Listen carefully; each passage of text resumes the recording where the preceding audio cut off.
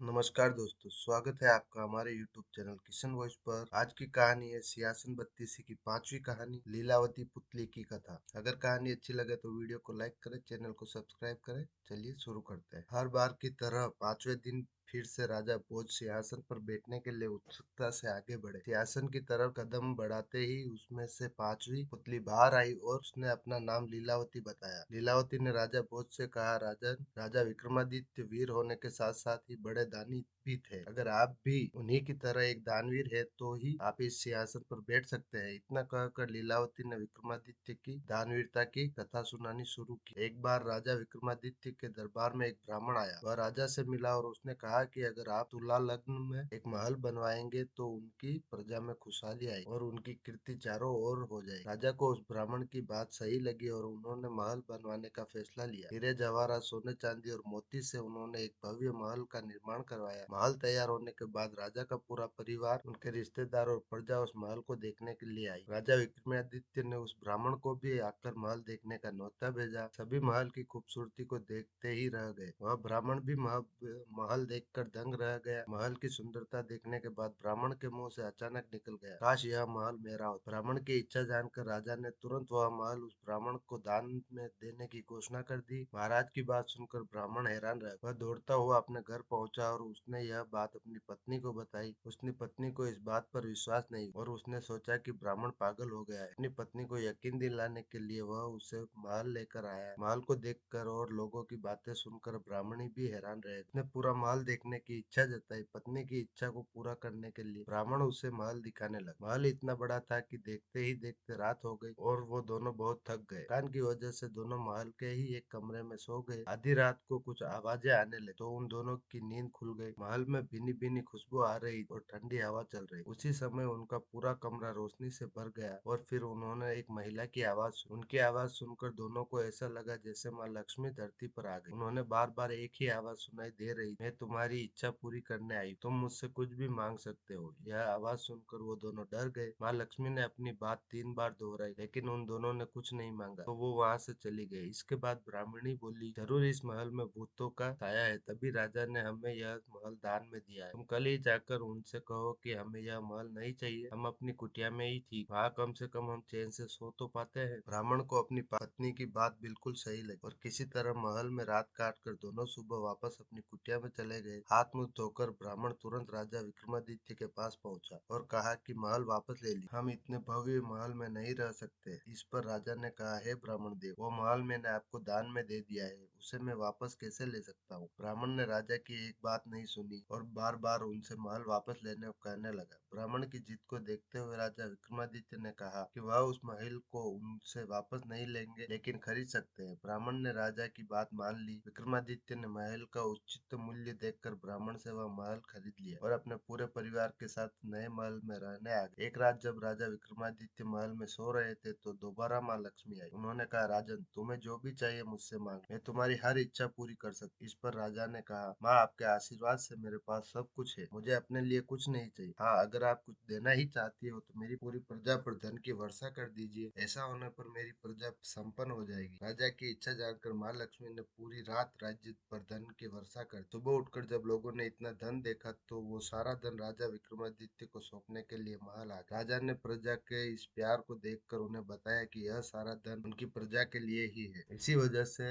सब अपने अपने हिस्से का धन अपने अपने पास रख सकते हैं। उनकी बात सुनते ही पूरी जनता प्रसन्न हो गई और राजा की जय जयकार करने लगे। कहानी सुनाते ही पांचवी पुतली वहां से उड़ गई। कहानी से सीख, हमेशा अपना दिल बड़ा रखना चाहिए। खुद के पास अगर सब कुछ हो तो दूसरों की भलाई के बारे में सोचना चाहिए।